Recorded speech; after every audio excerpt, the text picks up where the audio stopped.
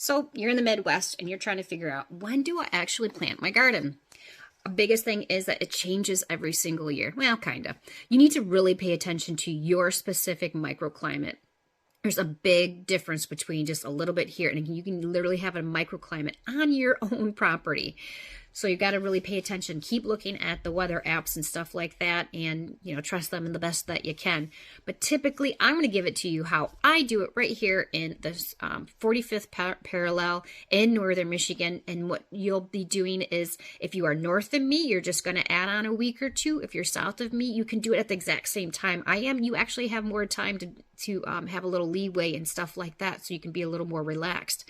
Or you can start a week or two ahead of time if you're over. So it's just depending on where you're at. So look at the map and see where you're at. You are going to want to, I'm going to just tell you guys how I like to plant. But in my book, this is really going to help you do this. So you're going to start by planting certain things first, some cooler weather crops. And the reason why you can do these in little bits and pieces is that so it's not overwhelming, okay? So like you're going to want to plant like your broccoli, cabbage, and cauliflower. Those are your plants, your seedlings that you're actually starting with, not just the seed, but the actual plants. Broccoli, cabbage, and cauliflower. And I will start planting those. You could start the middle of May. For me, middle of May towards the end of May. My time frame is a little bit different because I have animals in my gardens, but once I get those out, I will start planting. But certainly all those can go in the middle of May. And then for seeds itself would be carrots, potatoes, corn, onions, and lettuce. So anything like lettuce, like your spinach, arugula, all your different lettuces, cilantro, stuff like that are great to get started first as well. Middle of May. And then carrots. So I have a caveat to the carrots. So depending on how fast your carrots grow, you won't want to plant them too soon, because I really like it when carrots get a fall frost. So not the spring frost, but the fall frost, because it sends the sugars back down into the carrots. And it makes them actually delicious instead of tasting like the carrot top. We don't want them to taste like the carrot top. We want them to taste like that sweet and juicy orange carrot. So I kind of will plant those. You can plant them now depending on how you want them, or you can wait to plant those till much later, depending on how long time the carrot frame takes, because some carrots are much quicker, like your stubby carrots, and some carrots take quite some time. So you could do carrots, or you can go ahead and wait. And you're going to do like your onions and potatoes are my big ones that I will go ahead and start planting the middle of May, because they're in the ground and they're in the ground. That's it.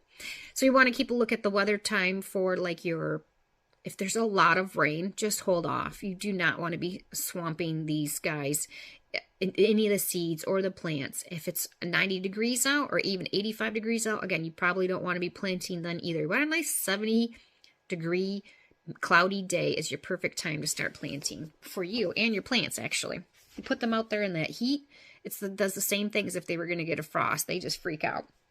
So then what I start doing the beginning of June are the beans, beets, peas, and radishes. That's kind of when I start to do them. And then what I end up planting in the beginning of June as well are my plants. So this could even go into my second week of June, most likely, because of the frost threat and stuff like that. It always seems that we get a frost that first week, or a threat of frost. Not always happens. But these are going to be my plants, my eggplant, peppers, and tomatoes, my heat-loving plants. Like, I'm a heat-loving plant. You call me a tomato. And your seeds like cucumbers, pumpkins, squashes, and zucchini. So again, you're planting these things in waves, and then it's not overwhelming. And then you are planting them at good times.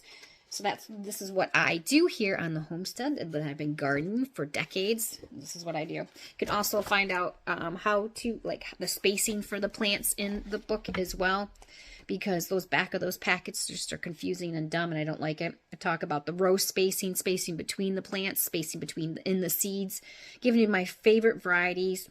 And then I also just show you how to all the planning that can go, you can get done right now by using your garden journal, and using this as a guide to fill out that garden journal and get it all done. Giving you watering tips, fertilizing, optimum soil, what you can grow in shade versus sun, stuff like that.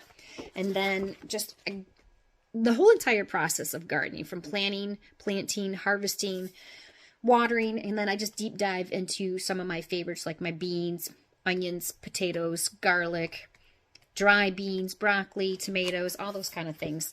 And then, again, harvesting, even some seed saving in there. And then you've got the second half of the book, which is my recipe. So really, honest to goodness, this book is my heart and soul in there. And it is a lifesaver. And if you pay attention to it and read it, and then pay attention very much to your microclimate, you are going to have a fantastic garden.